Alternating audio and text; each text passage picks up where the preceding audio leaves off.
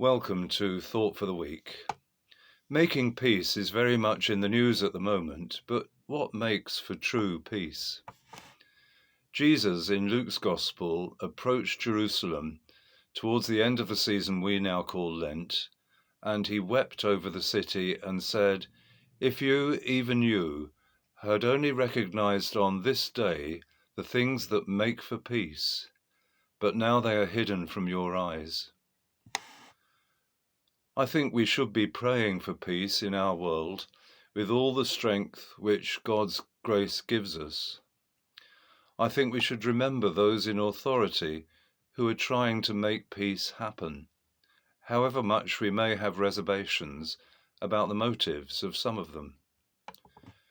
But I'm not sure that true and lasting peace will ever come to fruition through the making of deals. There's too much self-interest in making deals. In Luke's account of the temptations in the wilderness, the devil took Jesus up a high mountain and showed him all the kingdoms of the world in a moment of time. He offered Jesus a deal. He said that Jesus could have all the glory and authority he wants. Think of all the mineral wealth and real estate possibilities, Jesus. And in return, all he needs to do is give up a couple of insubstantial things which he won't miss: worship and service. But Jesus answered the devil, "It is written, worship the Lord your God and serve only him."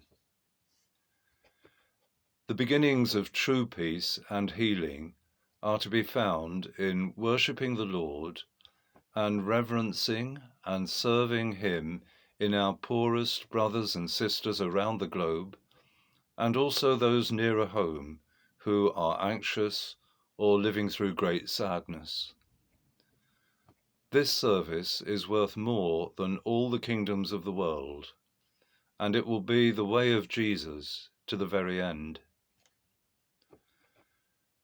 The Hebrew word for peace, shalom, means much more than an absence of conflict. It means rather the gathering together of all the brokenness and shards of death and conflict, and painstakingly putting them together again.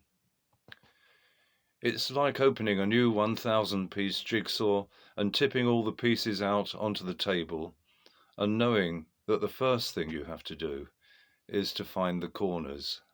That's probably why it takes so long to do a jigsaw.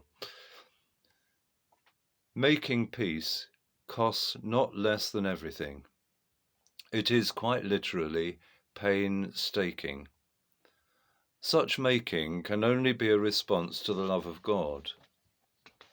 Paul wrote in his letter to the church in Colossae, "Through Christ, God was pleased to reconcile to himself all things, whether on earth or in heaven, by making peace through the blood of his cross." Reconciling all things, wrote Paul, drawing all the pieces together. In his earthly life, Jesus' presence was a peace to all. So we, as his body in the world today, pray that we may be channels of that presence of the Prince of Peace. So continue to pray. I'm speaking to myself as much as to anybody, of course.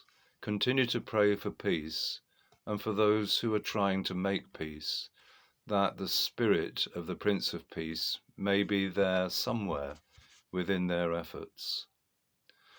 I finish with some words from Robert Fulghum, a writer from Texas. Peace is not something you wish for. It is something you make, something you are, something you do, and something you give away.